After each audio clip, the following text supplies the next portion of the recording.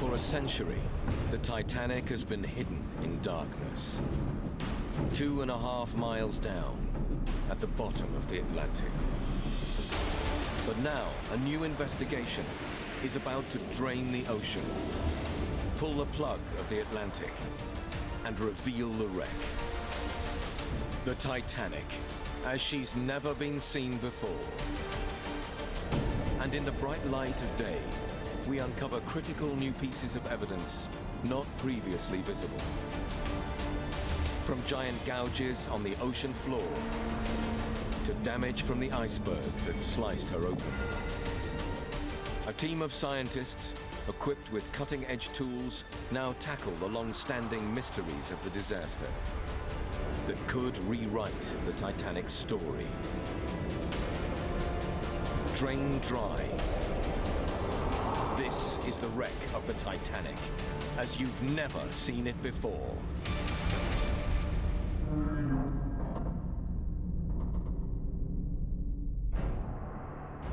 It's the most infamous ship in all history, the Titanic. From a time when ocean liners are racing to be the biggest, the fastest, and the best, the RMS Titanic is a technological marvel. When she set sail in 1912, she's the largest moving man-made object on the planet. An unsinkable ship. But around 2,500 miles into her maiden voyage, disaster.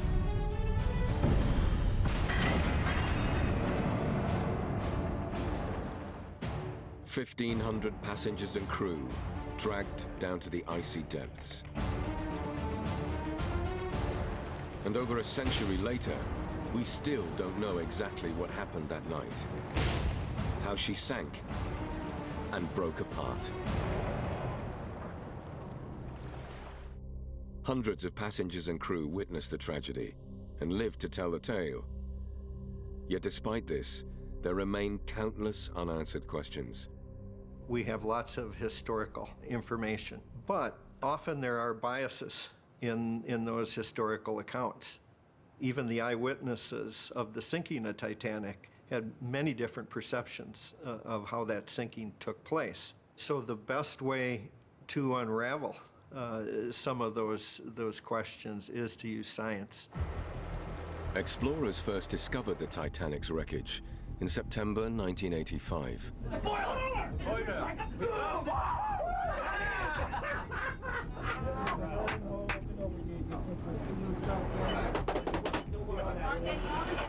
Since then, more than 20 expeditions have gone back to the ship. 2.5 miles down, this is a place as alien as the surface of the moon. Only a few yards of the Titanic's hull are visible in the explorers' headlights at any one time. Nobody's ever been able to see the whole wreck, or even find the edges of the site.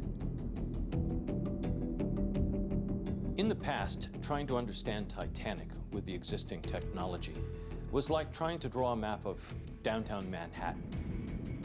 From the height of a 10-story building, in a vehicle that has the windows fogged up, it's pitch black, and you're trying to look at it through a flashlight. Challenging, to say the least. Critical clues to understanding the disaster still lurk in this darkness. Now, a team of scientists, funded by the legal steward of the wreck, RMS Titanic, Inc., are set to change all that and bring the Titanic into the clear light of day for the first time. An epic high-tech investigation to discover exactly how and why she sank. The Titanic Mapping Project. The mission: use cutting-edge sonar mapping technology to scan every part of the wreck and build a precise digital model of the Titanic as she sits on the ocean floor.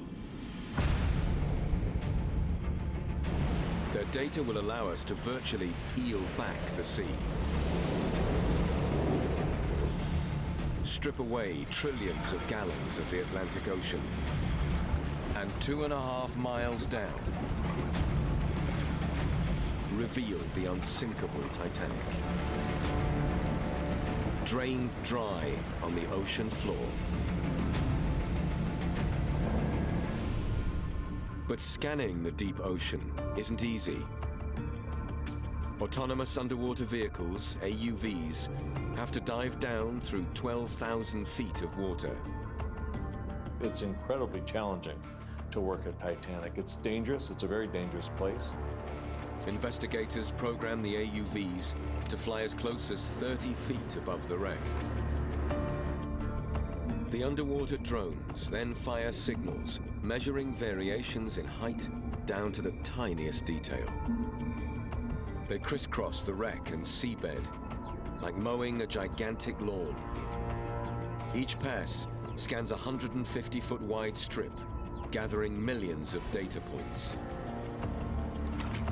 Next, the team deploys an ROV, a remote-controlled sub attached by cable, to capture thousands of digital images of every point on the wreck. Every single day, these vehicles would come back with some new bit of information about what was on the bottom. A tidal wave of new data comes to the surface. Over 160 hours of video. In total, 37 terabytes of data. But to see what they've got takes time. Over the next weeks, banks of computers crunch the raw data, turning millions of sonar points into a complex model of the wreck. I remember all of us sort of sitting around the computer when we first were building the 3D layer and seeing the bow and seeing the stern in so much detail. We were all sort of grinning at the screen, looking at all that data, and seeing that for the first time was pretty amazing. At the same time, visualization expert Bill Lang begins stitching together thousands of individual images of the wreck. A task that takes him and his team at Woods Hole Oceanographic Institution 6 months to complete. It was a very long and tedious process. There were over 200 other mosaics that were done for site interpretation and future archaeological work. This ultra-high-def imagery, together with the 3D scan, can now unlock a new vision of the Titanic. A wreck that's been shrouded in darkness for over a century.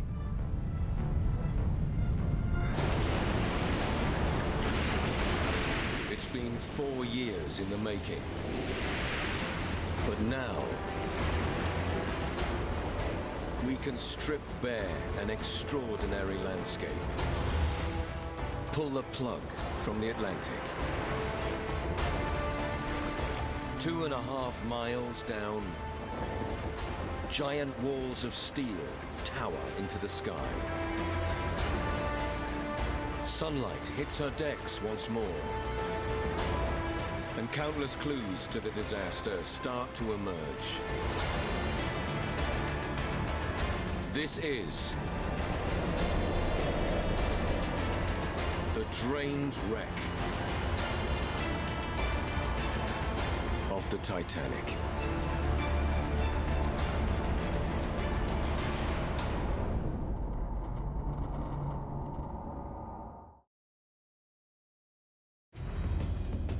We've drained the Titanic.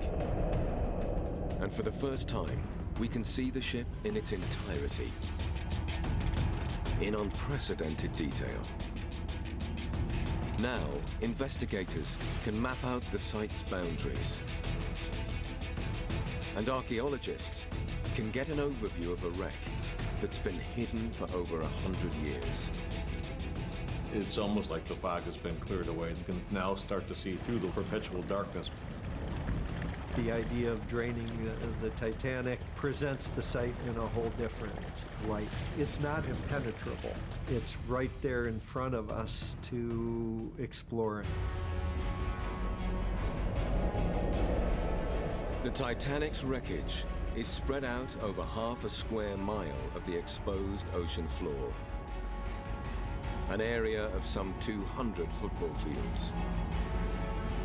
The site of RMS Titanic can be described pretty basically as two large features: the bow section and the stern section, which are about half a mile apart, and then numerous debris fields.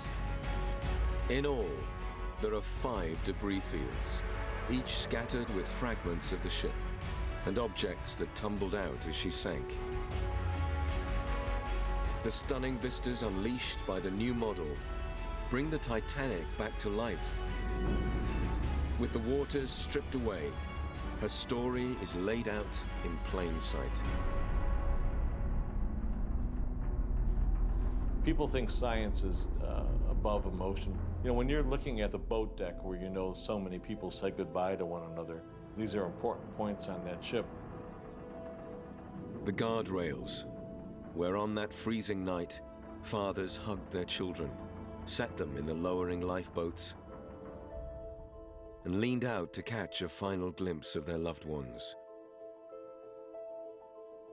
Portholes where passengers trapped below deck saw the starry sky for the last time as the ship slipped beneath the waves. And even the mast of the Crow's Nest, where lookout Frederick Fleet's voice shattered the silence of the night as he first spotted the looming iceberg. The Titanic's iconic 8-ton anchors, still in place, gleam in the bright daylight for the first time in over a century. And with the ocean now sucked dry, her enormous bow section towers above the seabed. Despite the violence of the sinking and all that time on the bottom, what's inside that bow in particular is still a ghostly sense of the ship that was. Inside the bow were many of the most luxurious of the ship's features. The grand staircase, running the height of 5 decks. The heated swimming pool, reserved for first-class passengers only. And a state-of-the-art gym, positioned right up on the boat deck. The model reveals just how intact this section of the ship really is. Embedded in the exposed ocean floor, almost perfectly upright, the ghostly shell of the Titanic seems to be sailing across the seabed, her prow parting the mud almost like water. With 40 feet of the bow above the ocean floor, a full 60 feet must be buried, equivalent to a 6-story building. Using the depth to which it carved into the seabed, investigators are refining their calculations of the impact speed. Its descent was very smooth. It had its aerodynamic nose facing into the direction of travel. So there was no tumbling. It was not particularly violent until the very last moment. Once separated from the rest of the ship, the bow sank fast, at about 35 miles per hour, at an angle of 15 to 30 degrees. Its impact with the sea floor was like a gigantic 28,000-ton truck slamming into a snowdrift. When the bow finally reached the bottom, it plowed in to the dirt almost all the way up to the anchors. With the darkness of the deep drained away, it's crystal clear. Here, the impact is frozen in time. The investigation's still probing the data, hoping to learn more about how the bow reached the bottom. And the fact that the bow's intact means that they can also examine the most iconic mystery of the Titanic, the iceberg impact. The official 1912 accident report seems to suggest the iceberg tore a gigantic 300-foot gash in the ship's right-hand side, ripping open over a third of her entire hull. However, eyewitness records prove the Titanic took around 2.5 hours to sink. Investigators are puzzled. A 300-foot hole would surely have sunk the Titanic in a matter of minutes. Oceanic explorer P.H. Nargeolet has made 30 trips 12,000 feet down to the Titanic. But he's never seen a 300-foot gash. We were trying to find where the Titanic hit the iceberg, why it was like that, why we saw some crack, why there is a crack here and not here. Nargeolet and the team now turn to the ultra-high-resolution photo mosaics of the wreckage to see what evidence there might be. This profile view of the bow is stitched together from over 3,000 individual images. The profile mosaics show Titanic in a way that people hadn't seen it before. No one had done a profile view of Titanic's bow in the 25 years that people have been going to Titanic. Here again, even with these pin-sharp images, they find no sign of anything approaching a 300-foot tear on the hull. However, when they turn to the video footage, investigators can see much smaller areas of impact damage. The actual iceberg damage appears to be confined to maybe a 30-foot length of the bow. It wasn't like a gash, and it wasn't tens of small gashes. The size of these gaps in the hull add up to just 11 square feet.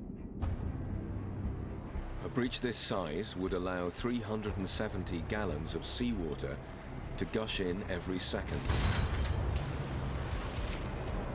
And when they analyze how quickly this would have sunk the Titanic, it turns out to be 2.5 hours. Exactly the time the ship actually took to sink. An enduring mystery is solved.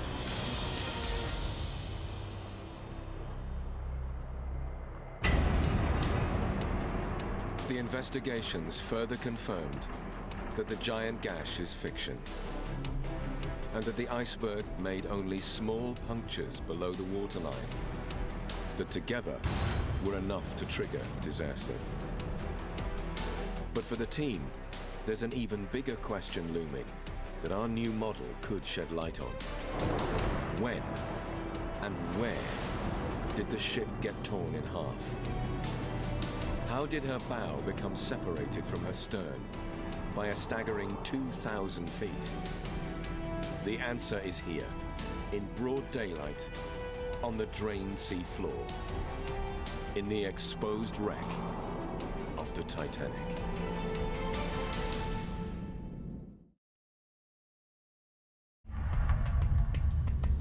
We're peeling back the Atlantic Ocean, draining its waters to reveal the wreckage of the Titanic.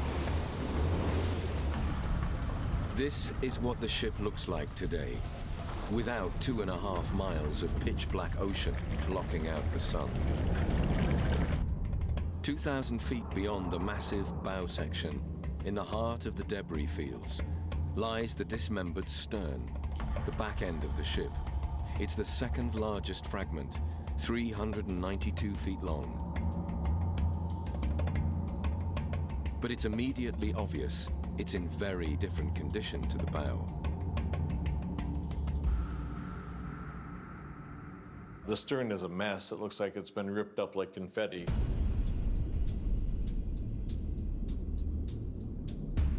The stern today is pure chaos. Some of the stern's huge metal components are still intact, like the 40-foot high engines, each the size of a large house. But our highly detailed model also shows decks collapsing, as if crushed together. Heavy steel beams twisted and torn like straws.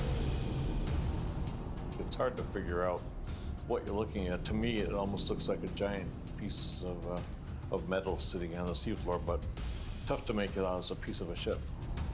Why is it in such bad condition? Investigators have struggled to fully explain this. The stern section has its problems in interpretation because it's so completely broken up. But within the model, there's a vital clue, something that could unlock the stern's violent story.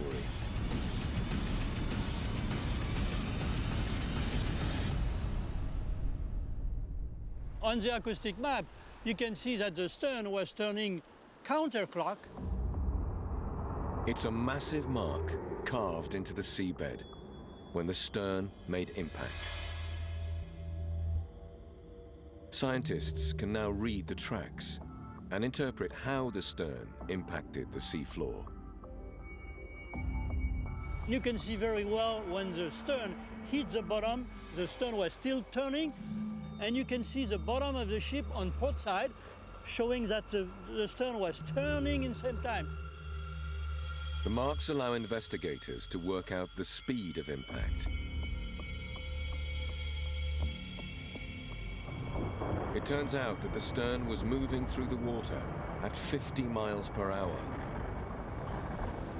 Massive forces from chaotically whipping through the ocean at such speed help explain why the stern is so badly damaged.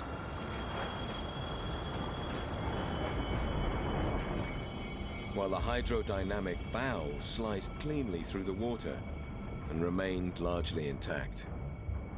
If you have a plane that's damaged in flight, the air will get under the skin of the plane and rip pieces off.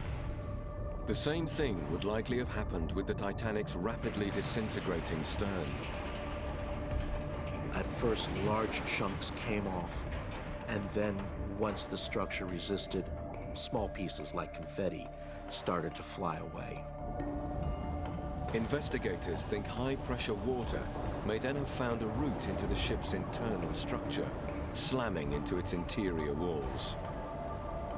Once the hull is separated from the frames, water will blast through. It'll form a ram. All those interior walls were wooden, and they didn't stand a chance. The water started coming through at full force. They were pulverized.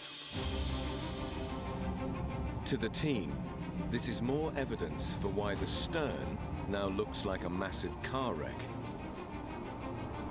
while the bow section remains intact. It's another answer to the mystery. The investigation has now clarified how the two main sections of the ship reached the bottom.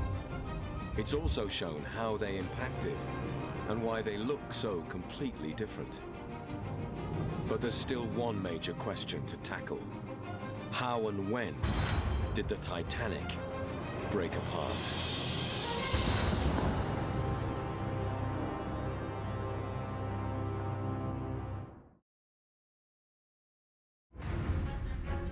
With cutting-edge technology, we've drained the depths of the Atlantic Ocean and exposed the final resting place of the Titanic. After 100 years of darkness, her decks once more bask in the warmth of the sun. Between the bow and stern, a massive debris field stretches out for hundreds of feet. For the investigators, it's a view they've never seen before. Every piece is a potential clue in solving the mystery of how and why the Titanic broke apart. For years, the dominant theory has been that she split in two on the surface. As the sinking bow angled down, lifting the stern high into the air, its own unsupported weight became too much. The ship snapped in half.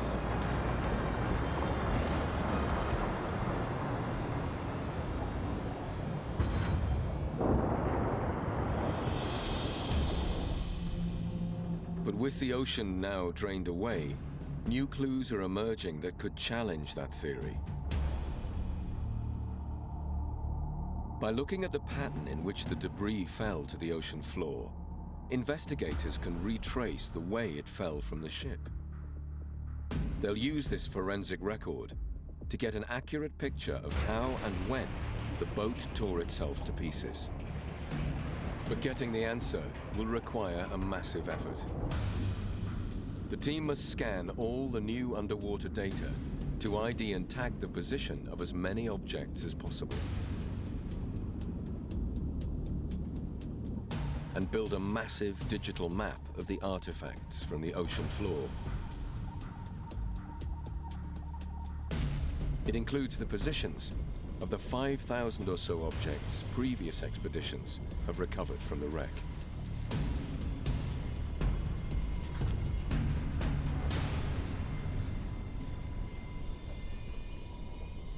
It's a catalogue of treasures. Ornate statues from the ship's grand stairway.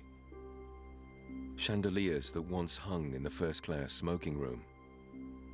And the finest crockery from the ship's best restaurant. There's even one of the Titanic's bronze bells. And pieces of nautical equipment from the docking bridge. Every precious object is a critical data point and could help rewrite the story of how the ship came apart. The patterns that are emerging from this remapping of the site don't fit any of the traditional models that were there before. The work will take years to complete. There's coffee cups, dinner plates, bits of chandeliers, deck benches. It's full of objects from the ship, but also personal objects as well. Each data point on the map is also a story in itself. A touchstone that reveals a detail of a human life. These were all real people who had lives, who had people who loved them, families who were impacted by what happened on that night. Some artifacts are highly personal, delicate jewelry that may once have graced the neck of a society lady, and perfume bottles with their precious liquids still inside.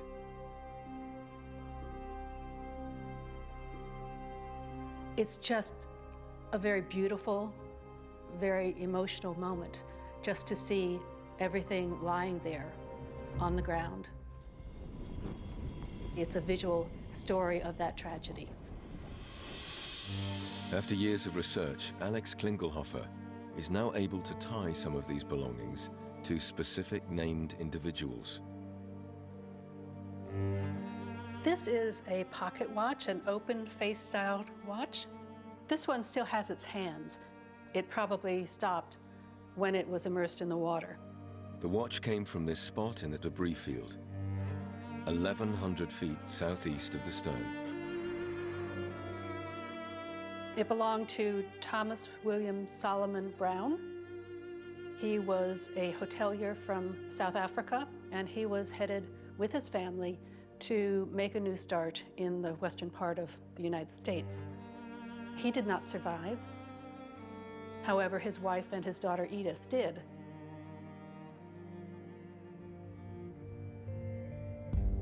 Other passengers even left behind written traces of their lives, still legible after a century in the water. A notebook found 780 feet from the stern in the west debris field belonged to a young third-class passenger, Edgardo Samuel Andrew. He was 17 years old. When you look at his belongings, you find school books. You can still see the writing in here, even though it's quite stained. He used a pencil, and the pencil has remained legible.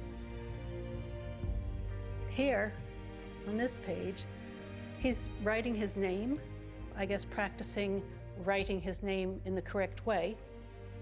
You begin to see just this young boy going third class by himself to America.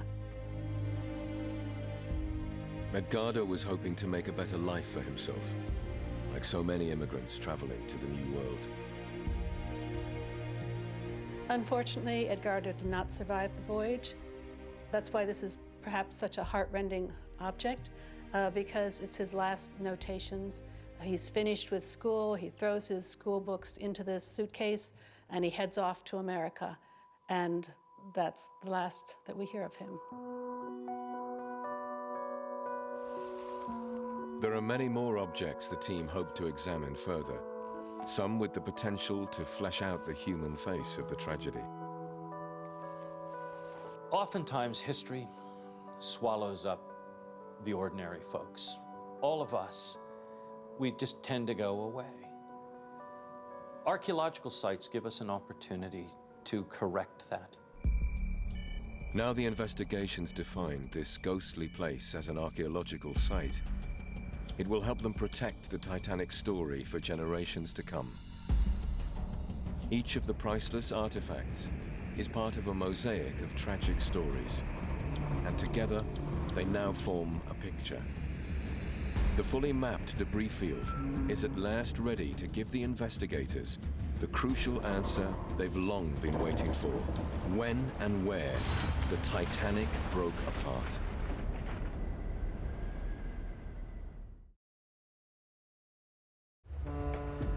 In the 2.5 hours it took the Titanic to sink, over 700 people made it off the ship and into lifeboats. Hundreds of these survivors witnessed the sinking. Yet there's always been disagreement about how and when the ship broke apart. There are still different theories and arguments as to how things exactly happened when the ship tore in two.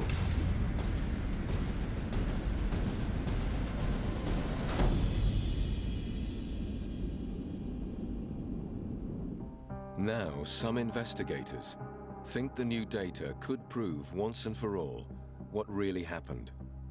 In recent years, the dominant theory has been that the breakup occurred while the Titanic was still on the surface.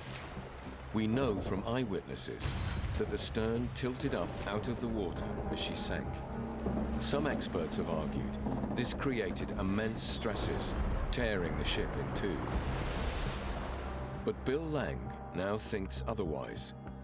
According to him, the new data paints a different picture. On the drained ocean floor are all the clues he needs. To Bill's trained eye, there's nothing random about the patterns of the debris field. Like blood spatters at a crime scene, they tell a story.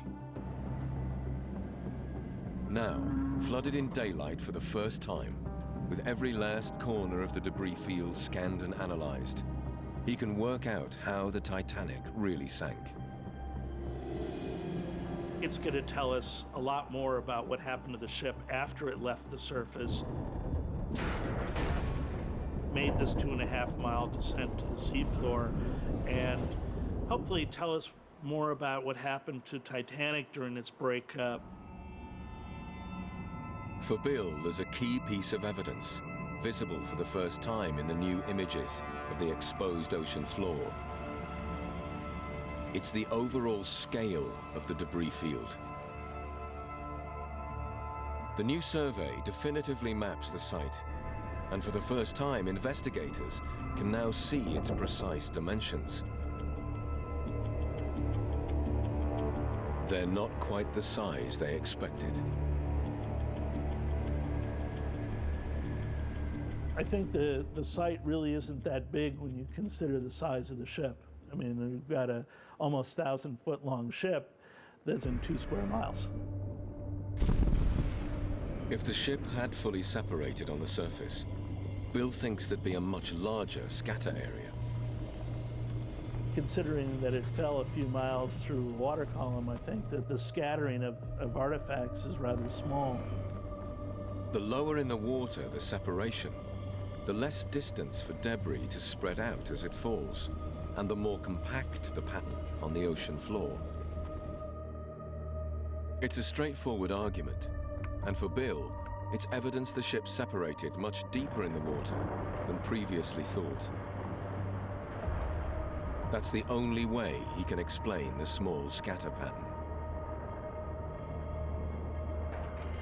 One of the most important things I think that's come out of this is that the ship may not have broken up as fast and as shallow as what was originally thought. And when the theory is checked against eyewitness accounts, there's more evidence. The survivors best positioned to see any breakup were 3 men on the aft boat deck. Their statements record the funnels falling away from the ship, but no large-scale disintegration, and certainly no snapping in two. Bill and his colleagues around the country have much more work to do before they arrive at final proof. But in their view, there's simply no other way to explain the evidence. To them, one thing is beyond doubt. The Titanic did not separate anywhere near the surface.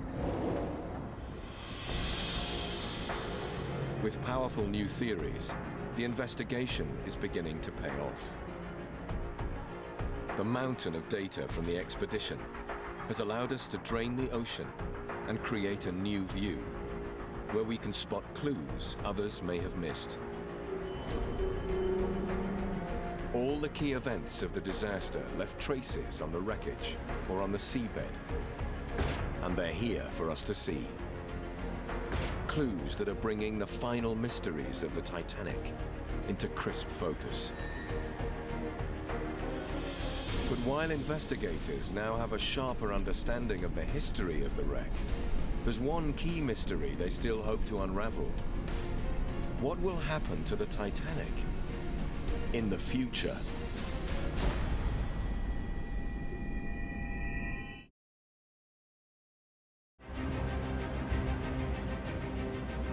This is the exposed Titanic as she looks today, after a century of decay in the dark depths. In the 30 years since she was found, no one's been able to see her quite like this. As Titanic investigators study the model, expedition data, and video, it's becoming ever clearer that month by month, year by year, the ship is disappearing. And it's happening faster than some experts expected. P.H. Nargelet has been going to the wreck for 3 decades, and he's seen a big change over time. The distance between the A deck and the B deck was easily 10 feet, now is 5-6 feet. And step by step, the deterioration is going close to the bridge. Soon, all the decks will collapse on each other, and everything inside will be lost forever. Investigators want to know why it's happening so fast. At these depths, there's very little oxygen in the water, so metal should rust extremely slowly. Yet on the expedition footage, they can clearly see the ship caked in weird formations that certainly look like some kind of rust. They even called them rusticles. I was absolutely stunned by the size, the colors. They're very orange and brown, and yet when you're close to them, they're greens and purples and reds and yellows and every color of the rainbow. In the lab, they X-ray pieces of rusticle recovered from the ship. What they find inside isn't what might be expected. This is no ordinary rust. The structure inside this hard-looking shell is extremely fragile.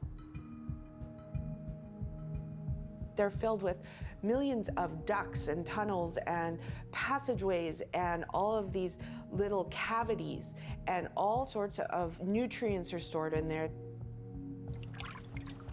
For the microbiologists on the team, it's crystal clear. The rusticles are formed by living organisms.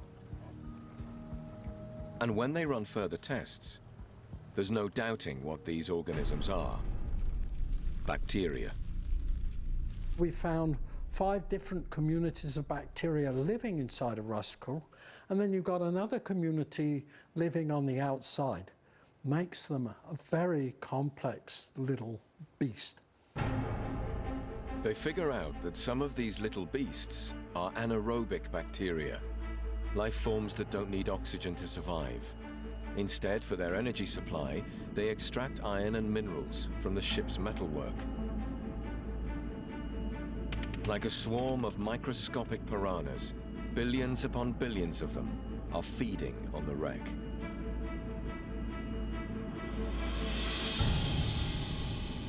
The impact of the rusticles on this extremely large ship is overwhelming. By studying these tiny creatures, the microbiologists can now confidently lay down a time frame for the Titanic's final destruction. If we went back in 500 years, Titanic would look fairly similar to what the bow section looks right now as far as the hull would be. It would still be a very U-shaped, very formal looking docked ship. However, I would expect the deterioration to move from the back to the front so that a lot of the promenade at deck would have fallen onto itself. If we were to revisit Titanic in 1,000 years, I would not be able to tell sort of the size of the magnificent ship that she is today. I would expect that all of the decking would be gone and the bow would be filled with what would look like sort of piles of rust. If you revisited the stern section, you would see that the deterioration had greatly increased simply because the damage that section had sustained during the sinking. The bacteria would have taken girders and basically have encrusted them in rusticles and deteriorated to the point of being a pile of iron ore at the bottom of the seafloor. Long before that, the Titanic's custodians will have to make some tough decisions. What do we do? Do we stand by and allow the bow section to collapse upon itself? Or in the future, do we actually design some projects for recovery of certain types of artifacts from the bow section? But any suggestion of bringing up more artifacts is controversial. For some descendants of those who lost their lives, this is a grave site and should be left alone. Initially, Dave Gallo agreed, but since the objects have been put on display, he's less sure. We went to see the Titanic exhibit and realized then what a powerful storytelling method it was to have some of those artifacts with you so that you could show someone. For me, the artifacts are the historical memory of the ship. We can leave everything on the bottom of the ocean forever and it will be lost. However badly the Titanic deteriorates, one thing's for certain. Thanks to the new science, much of the ship can never now be lost. The edge of the site's been defined for the first time, so its archaeology can be protected. Every inch of the wreck inside the perimeter has been scanned and analyzed. Every known artifact logged, mapped, and captured in this digital duplicate world that will never erode. Frozen in time, we can see and study the wreck like never before. In broad daylight, explorers, now and in the future, can continue their investigation here on the drained ocean floor where the Titanic rests.